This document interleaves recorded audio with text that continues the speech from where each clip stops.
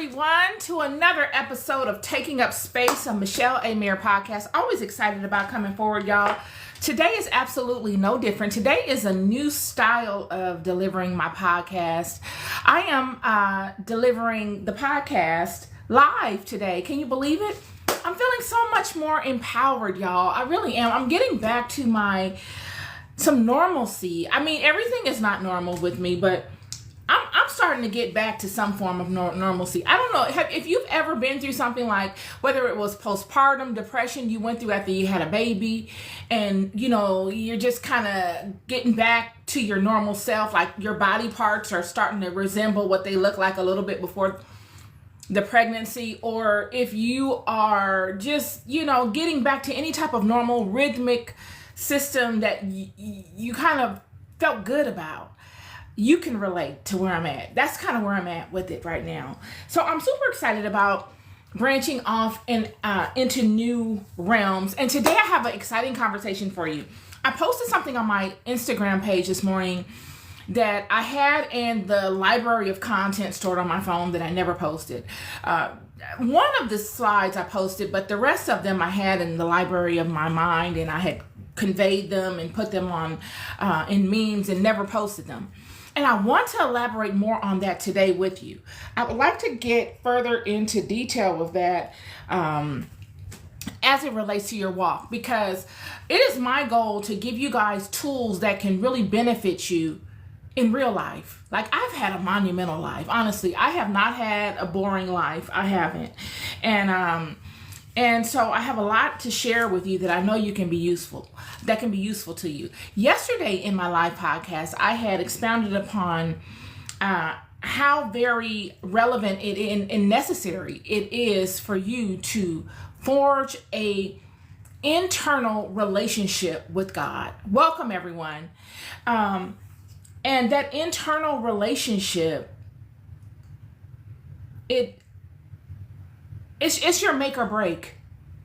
Honestly, whether it doesn't benefit you until the last days of your life, or whether it benefits you at forks in your road along your way in life, you are going to need it.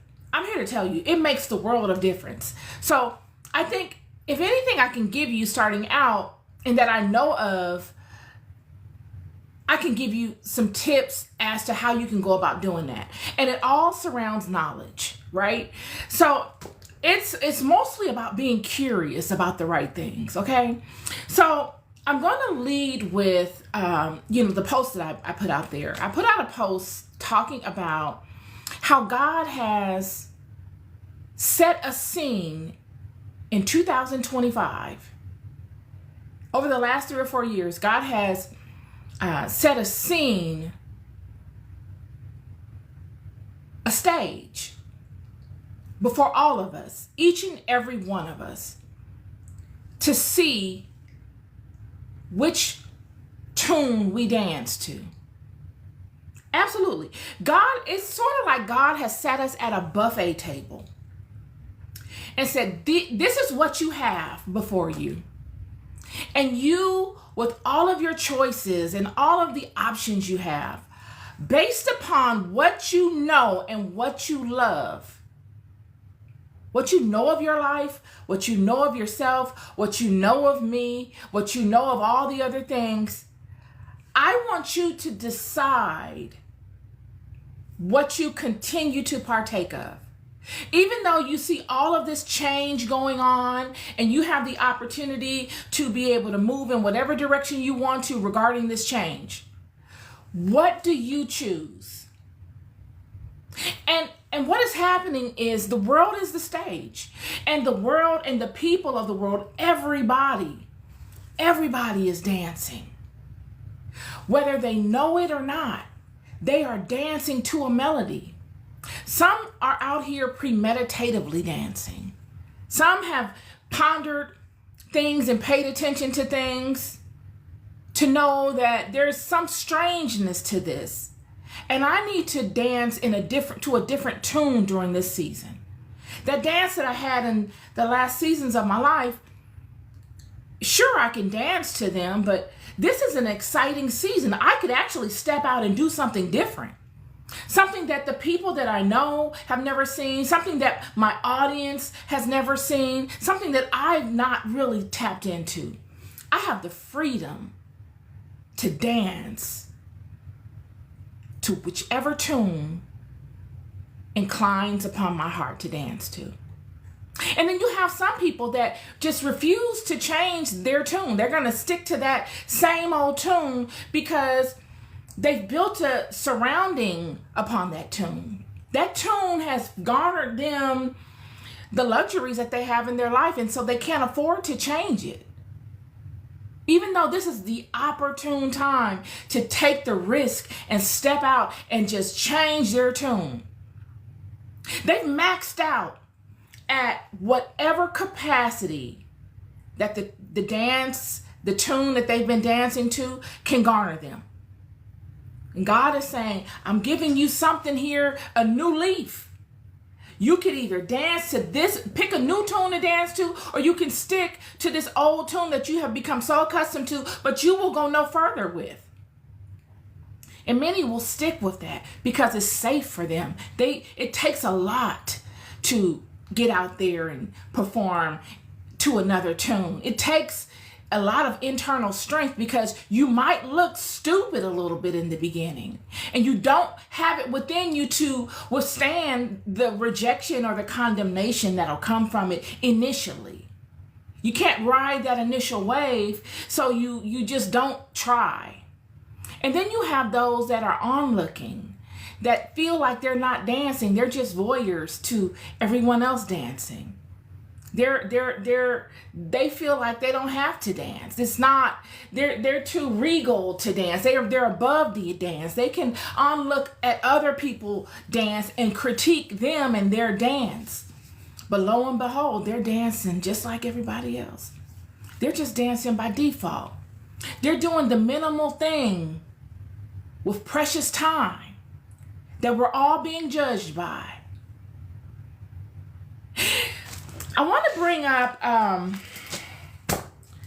Moses as an example to this.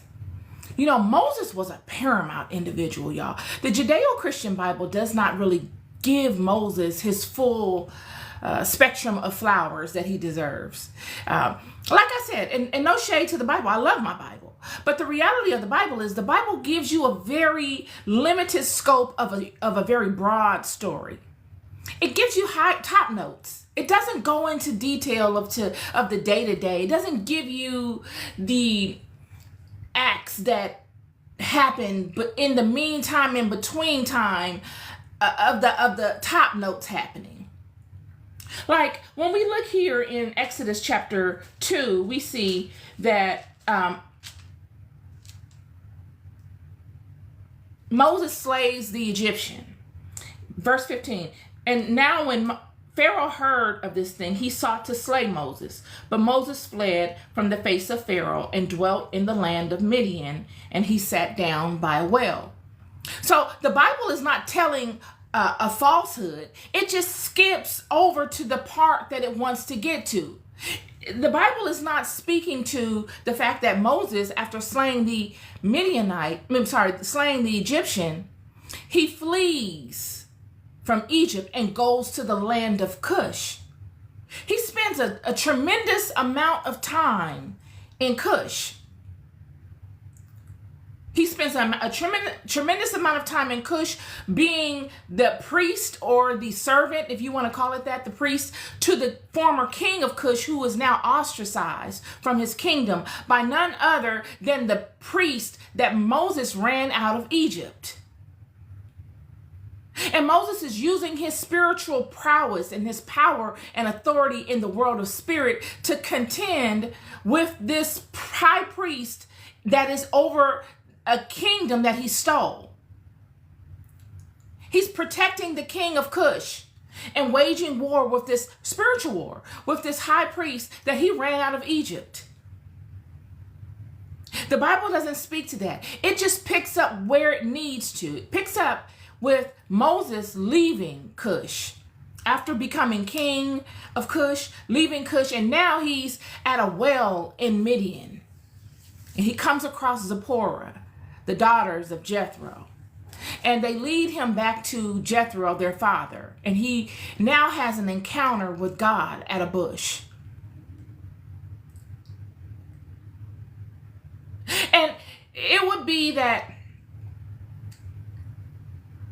this whole dance sequence that I'm speaking to all of us about, we all have these stages in our life where God is watching us dance premeditatively. We're seeing Moses in his I want to see you dance stage. Moses' entire journey is building upon one another, that it leads him to this space. So his entire journey from when he was in Egypt, acting on behalf of the Hebrews to support them while still basically a son of Pharaoh. And he leads with his heart. God puts Moses in these situations to see what Moses chooses to do, like God does many of us. And Moses allows the water, the spiritual water, to flow from him and to show his love and what he really is about and who he really is as a person and what he stands for and what he's passionate about by way of his actions in last minute situations. We see this when Moses finds out that this same priest that he is waging war with all throughout his walk, initially his initial war with this priest will come about because he finds out this priest was actually looking to cause his demise when he was a baby. The Hebrews tell him this while he's in Goshen visiting. And they also tell him about how this priest has made it very difficult for them. Most of the stories you hear about the children of Israel being, the Hebrews, being punished and being worked very hard in Egypt was at the hands of this priest, Balaam. The same priest that was obsessed with Jacob. So Moses connects the dots and he's infuriated. And his love for his culture and his people, he says, I got to do something about this Balaam.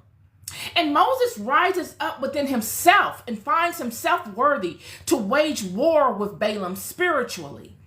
So much that he makes Balaam give up his seat in Egypt as the priest and leave and flee to Cush with his sons.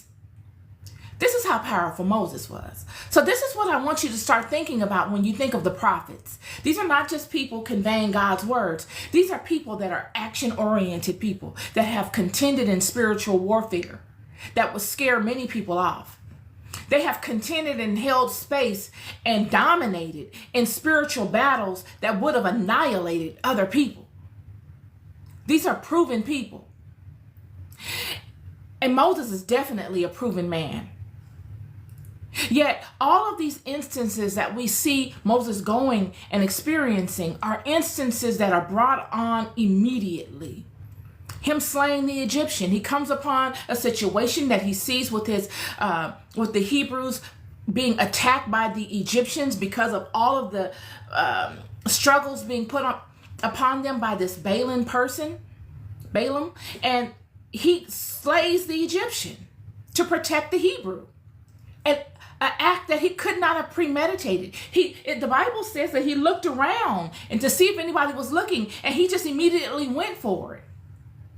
These are all the types of situations that God leads his people in to see exactly what are they resonating with. What do they choose to do? I'm going to go further into this. What leads me to this is 2nd Enoch. When God speaks to his creation of Adam, he speaks to what he bestowed into Adam and why he gave Adam the information he gave Adam and the purpose for Adam's walk. 2nd Enoch chapter 30, verse 2nd Enoch chapter 30. And I appointed special stars for him, and I called his name Adam, and showed him the two ways, the light and the darkness. And I told him, this is good. and that bad, that I should learn whether he has love or hatred toward me, that I might be clear which in his race love me. So there we go. It's showing here that these are the things that God does to all of God's children, whether Hebrew or Gentile. Everyone on the planet is God's child. The only reason these people were distinguished one from another is because of what happened in Babylon, the gateway to the gods. These people had, again, sat at a table, a smorgasbord of different people, different entities vying for their attention. And they chose to go with those that are sons of the Most High God instead of honoring and venerating God the Creator. And in doing so, they came into so much knowledge that they got besides themselves in a way. They began thinking that they could manipulate the Creator. It's just like you having a child and your child getting to a point where they think that they can be your master. It's unacceptable. This is a hierarchy. This is a hierarchical system. And some rules you can't break. And God turned his back on them to make them learn a lesson. And in doing so, he would create the Hebraic house. So I'm bringing all of these things up to you guys to lead you to by examples of how God tests us. God's tests come in the form of unassuming vessels. They will be the things that we become so accustomed to doing that we do them with rhythm. We just expect them to be the same way. We expect the outcome to always be the same. Yet God will put a twist in it and will sit before you a stage and command you to dance. You don't have a choice. You are commanded. And such would happen with Moses to the point that he would get to a certain cadence in his walk where God will say, okay, you have been proven worthy. And now you will be called to do something. Instead of you wandering around and going from this place to that place in your test, now I have called you and have chosen you to do this thing. And this calling would come in the form of Moses at the burning bush. Moses would have a profound experience in the wilderness. And he would come into communication with a smokeless fire. Kind of like the way that the fallen one was created. Remember, they were created from the original angels. I don't want to say the fallen one. But the original angels were all created from smokeless fire. And Moses would have this smokeless fire situation present itself to him while in the wilderness of Midian. And it says here, verse 3 of chapter 3, and Moses said, I will now turn aside and see this great sight. In chapter 3, verse 2. And the angel of the Lord appeared unto him in a flame of fire out of the midst of a bush. And he looked, and behold, the bush burned with fire, and the bush was not consumed. Smokeless fire. The only way smoke comes from something burning is if it's consuming something. It is devouring that thing. And the excretion of the devouring of that thing that is not of it is the smoke. So it's fair to say Moses is having an experience in the wilderness with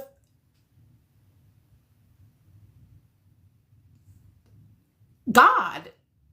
And that experience is similar to how God created the angels out of smokeless fire. And Moses has this experience with the bush, and he says, and Moses said, I will now turn aside and see this great sight, why the bush is not burnt. And when the Lord saw that he turned aside to see, God called unto him out of the midst of the bush and said, Moses, Moses. And he said, Here am I. Here am I. Why didn't he just say, Here I am? Here I am. Here am I. Why did he say, Here am I?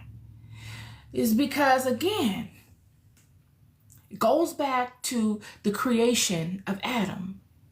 God would say in the same verse that I told you of how God has set this system up for him to teach Adam one-on-one, good and bad, and then to allow him to learn what is good and bad so that he can see which of him love him and which of him hate him. You have free will to do whatever you want because I want to see what you do. I want you to show me what you choose to do with the knowledge that I give you. Do you show me that you love me with your knowledge, with what you know and you spend your time doing and obtaining and focus your attention on? Or do you show me that you hate me? And then it goes further. Not the next sentence.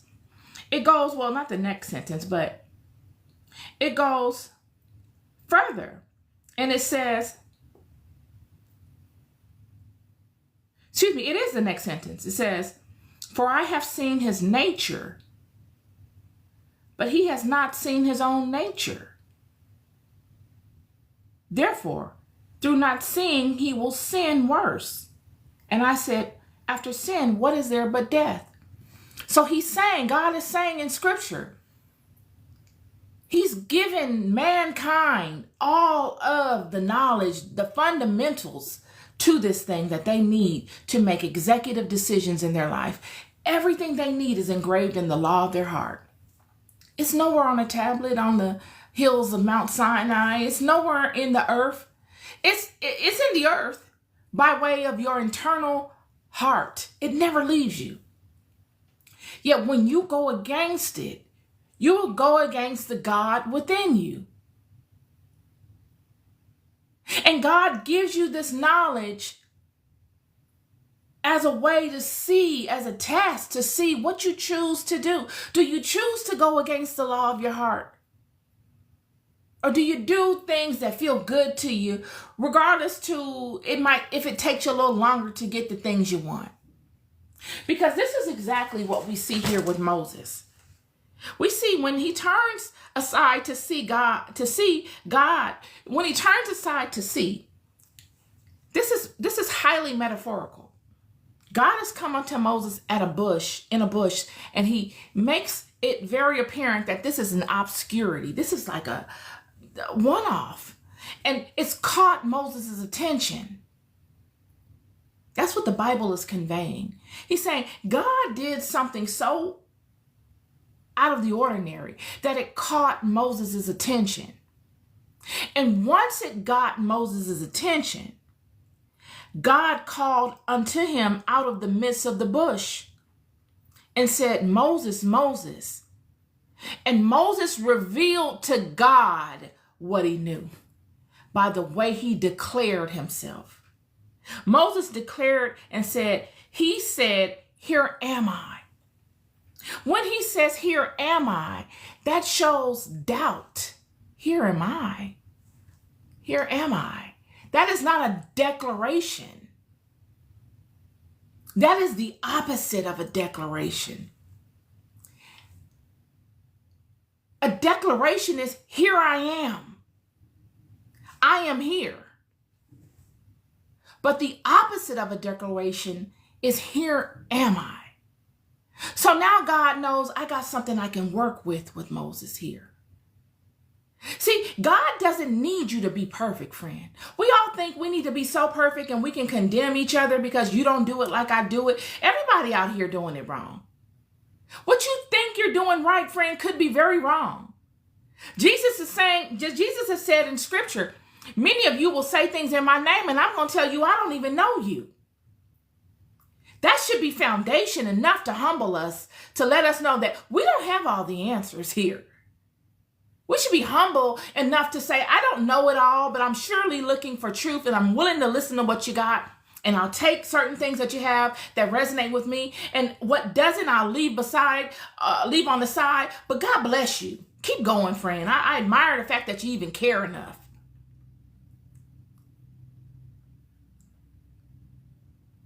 And Moses seeing this, and God seeing this in Moses, you have two people that are locked into a union of sorts at this particular stage. And God will tell Moses, I need you to go forth and do this, that, and the other.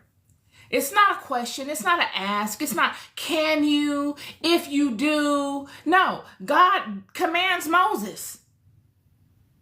He introduces himself and says, I am the God of your fathers. I'm the God of Abraham, the Isaac, and Jacob. I am the God of the house. I have led you out of this to that. If it weren't for me, you wouldn't be here. He establishes his presence.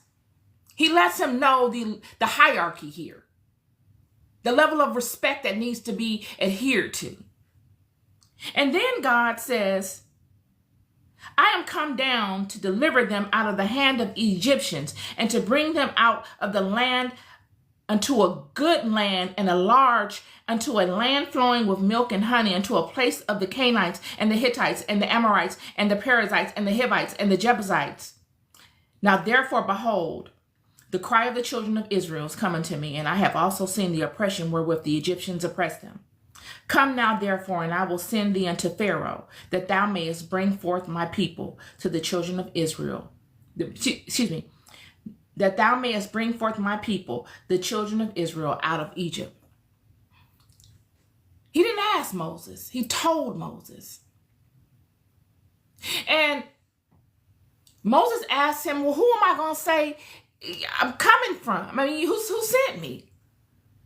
Who am I going to say has sent me? And scripture tries to make it paint Moses as he's afraid.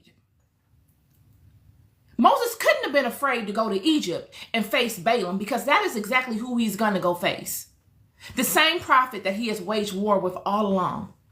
He'd been waging war with him all along. He ran him out of Egypt the first time. So he couldn't have been afraid to go back and face Balaam. But what he's afraid of is facing Pharaoh. And what he's afraid of is going back off of this experience he's having. He's having a supernatural experience in the wilderness. And he doesn't know, am I tripping? Is this actually what it is? Or is this some sort of an enemy trick? Because I keep telling you guys, these enemies of God are imposters. We see this with Jonah. Jonah ran and got on the boat to try to prove it. Gideon made the angel show him several signs before he believed it. It was normal for people to call themselves certain things at this time and it not be so. It was a lot of spiritual trickery going on because spirituality was the commodity. And so Moses is like, oh, who am I going to say is sending me? Because I can go in front of Pharaoh or I can go in front of Balaam on my own. When I'm acting out of my will, I am confident. Goes back to what I said. When you let God drive the vehicle, friend, many of us don't want to admit it, but it's scary because you don't have any power of your will. It's not about your will. Your will is powerless. You are driving the vehicle off of the will of God. And God doesn't give you step-by-step navigational sequences. Turn here, turn there, do this. No, it's not like that. And so Moses is seeing this. He's like, I can go to Egypt and face Pharaoh. I can get it done. I know how to go and wage war with Balaam. But now I'm waging war and I'm relinquishing all of my power. And I'm waging war as an avatar of something greater than me. And I don't even know the scope of what I'm doing. I don't have the master plan to this in place. It's not being conveyed. I don't know where we're going with this.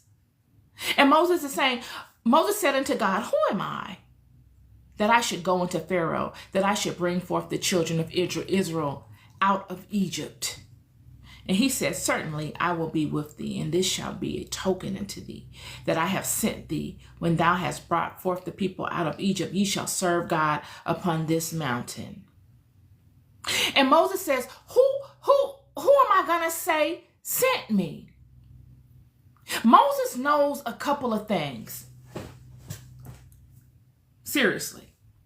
I was looking up something yesterday, and I saw, not yesterday, but over the weekend. And I saw, and I've heard this before, that, many people consider these Hebrews an ancient nomadic tribal people called the Habiru. They were nomads. They were wanderers. They were some rebels, y'all. You didn't want to see these people coming. You thought the Philistines were bad. The Hebrews was something else. This is probably why the Philistines and the Hebrews always had conflict. They were kind of the same kind of vibe. These people were rebels. Many people want to make it seem like the Hebrews were like docile, easygoing people. No, friend. I've always said this. The Hebrews, they knew how to war. They knew how to go and get stuff done. They were a tribe of rebels. This is why when Moses went and struck the stone out of frustration, instead of speaking to it, and then he calls them some rebels, this is why he's calling them rebels. They are a rambunctious group of people. The history on the Hebrew people, and I'm not saying that the Hebrews are the Hebrew, but if I had to bet, I would say that they are. But I can't, I'm not going to be able to prove that to you. You should do some research on it. Maybe I'll do a podcast on it. They have a very close resemblance to the Hebrews of ancient time. And they were a very large group of people. And they were the type of people that would come upon you. They would rob you. They would wage war with you. They would take king's land, like the king of a country. They would just take his land because their head count was up. Nobody wanted to see them coming. People called them dirty, vagabonds, mercenaries. They just weren't, I wanted to say I wrote some notes on them, but I didn't. Yeah, I did. Renegades. They were the least respected people. And this is what makes me think that they are the Hebrews, because this is how God does it. God will take the least, friend. Many of you think God only picks the pristine and the perfect and this. God don't care nothing about that, friend. When God turned his back on those people at the Tower of Babel, God went and found someone from the least. This is how God does it. So all of you that are judging yourselves and think you are unworthy and you're not perfect enough, and you are ripe for the picking. God takes the least, because God gets the most glory out of taking the least. God will take these least likely people that are now congregated in Egypt. They're working as slaves. This is how it all makes sense. These Hebrew people working as slaves because they were regarded as the least. They were regarded as such. Nobody expected much from these people, but they were a diamond in the rough. They had a whole lot of heart. They had a whole lot of courage. And with the right direction, the right alignment, these people are highly useful. And God would set these people in Egypt to be mistreated to an extent. Why? It goes back to what Jacob experienced. When Jacob betrayed his brother Esau, he left and went to Laban, his mother's brother, and had to work under Laban. And Jacob worked under Laban and was deceived and went through so much trauma and deception and wickedness at the hands of Laban that by the time he left Laban, all of the negative karmic debt that Jacob accrued from taking the kingdom from his brother Esau was legitimized. It was worked out. Jacob was free of the karmic debt. Laban freed Jacob of his karmic debt. When we look at the children, the Hebrews, when we see them, we're seeing somewhat of the same thing. We're seeing these children working off karmic debt in Egypt at the hands of the Egyptians. So much so that the Egyptians would owe them. They would work for many generations in Egypt to cleanse themselves of the karma that they had initially had being led there.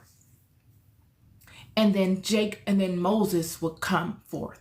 And this is why Moses is saying, and Moses said unto God, who am I that I should go unto Pharaoh and that I should bring forth the children of Israel out of Egypt?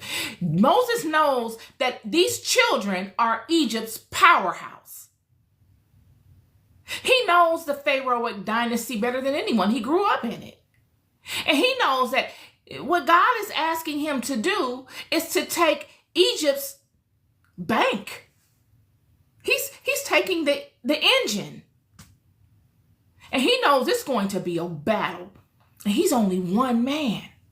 He doesn't have an army. He hasn't even recruited his brother yet. It's just him. How in the world am I going to go to Pharaoh and tell him I could easily go and wage war with Balaam? I'm spiritually powerful. I could easily hold my own against Balaam. But to hold my own in taking this huge multitude of people that are the country's heartbeat, the country's power source, I don't know if I can do that. You're asking a lot. So this is giving you a fundamental backdrop as to Moses' thinking. I'm not accepting any co-host requests, you guys. So if you could please not request this, please. He's saying that this is a lot that you're asking of me. And so he says, he asked God, okay, who am I going to say is sending me? And God says, I will certainly be with you. He reassures Moses, I'm going to be with you. You are going to have my power at your hand. It will not just be you. It will be your wisdom and your knowing how to interact spiritually. But I'm going to multiply your power. You're going to have my power. So the prowess, the spiritual prowess that you already have and being able to hold your own is going to be multiplied to infinity. And I'm going to direct you. I'm going to be the ears beyond what your ears hear. I'm going to be the eyes beyond what your eyes see. You're going to have eyes in the front and the back. Nothing is going to come upon you that you will not be able to handle. And then Moses says, well, whose name? I mean, if they ask me whose name you are, what your name is, what am I going to tell them? And this is where it gets very interesting. Because basically what Moses is saying is a double-edged question. He wants to know the name also. See, in spiritual systems, friend, naming is very important. Much can be done with a name. A name is like a spiritual cable. Goes back to Hagar, the Egyptian. The Egyptians were big on names. You go anywhere in the Middle East, in Jerusalem, in Africa, in Asia, and anyone that honors any type of ancient system, even in America, the meaning of a name is important. Naming is very important. So Moses is asking God, what is your name? Because he wants to know for himself. If I ever need you, I can call upon you. Goes back to Babylon, this name thing. They were building high and using the word to bind spiritual entities. And God is very clear that he's not going to fall for that again. So he understands, okay, they want a name, but I can't allow them to know the truest name that I have. So I'm going to give him this name. This is a multifunctional name. This is a name that's top to bottom, end to end, and all points in between. He tells Moses, and Moses said, and God said unto Moses, verse 14, I am that I am. He says, thus shalt thou say unto the children of Israel, I am have sent you. This goes back to Babylon. He's saying no more of these sacred names. You can know my aspect, the totality of me. But this I am, you can't just grab it. You can't grab this I am and bind it. You must couple it with something else. You see. Do you understand what I'm saying? You can't bind it as a total package. I am. It must be coupled with something else. I am is a statement of self-identity. I identify with everything. I am everything. I am all encompassing. I am existent. I am self-existent. But I am not bound to any particular thing. Yet whatever you pair me with, I am that.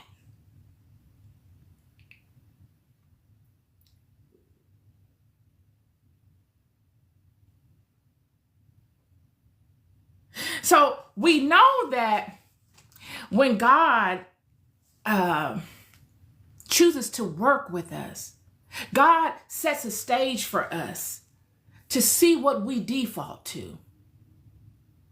As if we have a choice. God loves us to feel like we have a choice. But really, we don't have a choice, friend. A lot of times we have a choice until we don't have a choice. Either you align with the program, or the program just aligns to you. It'll force you to align. And it's all based on your choice. This is the purpose of the post that I put out there today. In me saying, God wants to see you dance. And this dance in this season is not the normal dance that everybody gets out there and does. That normal dance that you normally get out and dance to when you hear your favorite song. No. This is a acquired dance. It's a pressurized, acquired dance. A dance unique only to you. You won't get an applause for this dance. It's a strange dance. It's a dance that when people see you dancing, they will look at it in a multitude of emotions. Pain,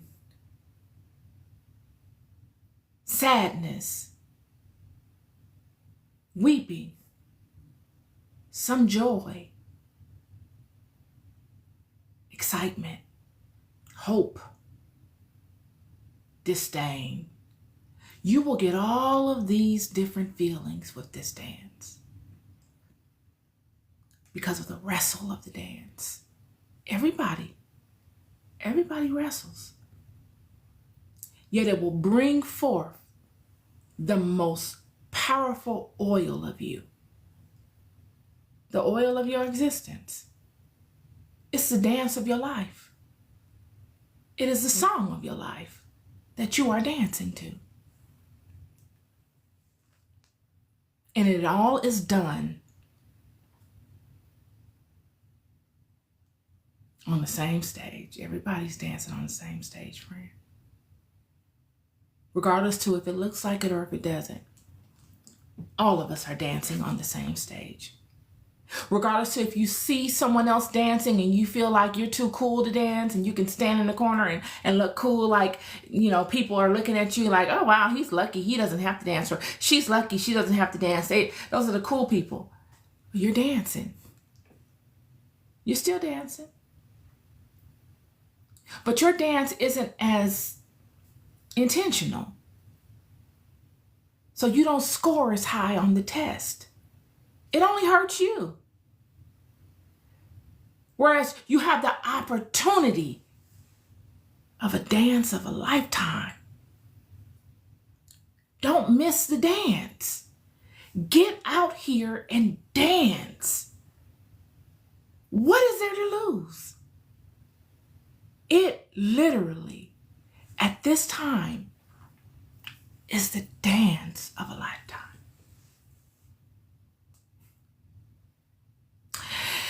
This is my podcast episode for you all today. Just wanted to come forth and offer you up something that I find very useful. Always looking to be a gift and a blessing to you. Happy Tuesday. You love more than you'll ever know. Keep going. Peace and love.